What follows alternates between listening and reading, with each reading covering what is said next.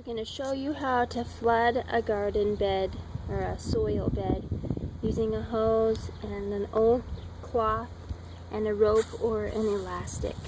What this is going to show you is how to make it so that the water flows out and doesn't dig a hole in your soil, so it comes out more evenly. So you take the end of your dishcloth and just start wrapping it around your hose. And if you have an elastic, put it on first. That'll make the next step easier. So you start wrapping it around like so.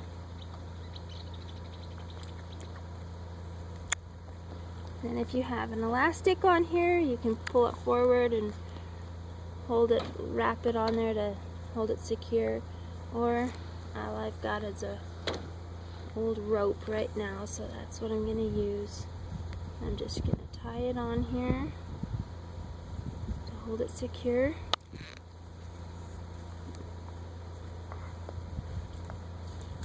And then I'm going to take the camera while my son goes and turns the water on to show you how this will go.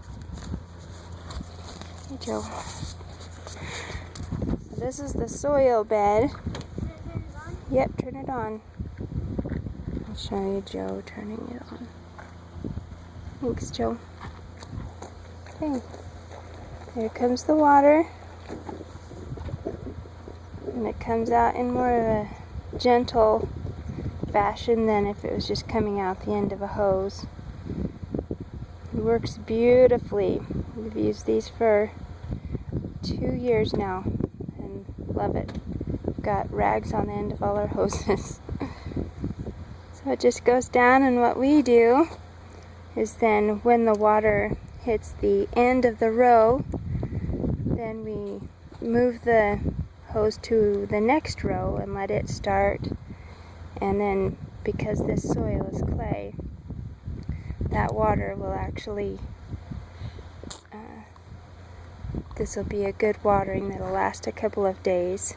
Depending on the heat, it's been 100 degrees here, and this keeps the clay moist for a couple days.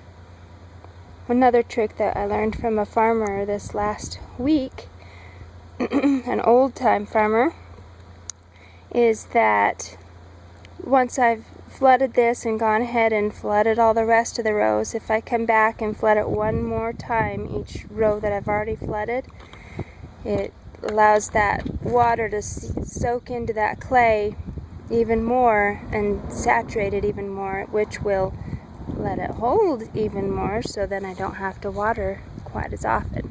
So it's almost down to the end of the row, and by the time it hits the end of the row, you can stop. You can move it to the next row. So I'll show you how I do that.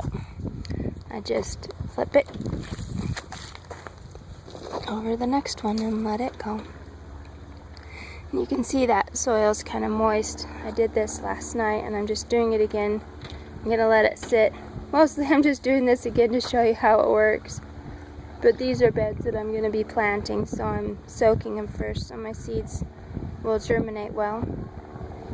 Now, if this soil was sand, I would not get away with watering every couple of days. I'd have to do it every day, just like the beds in the greenhouse that are made of sawdust and sand. I do water those once a day, and it doesn't take a lot of water because I'm not having to water as deep. It doesn't take as much.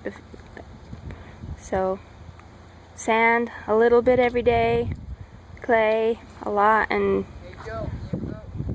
water not as often. So got lots going on here at the farm today. I'll get on to my next chore.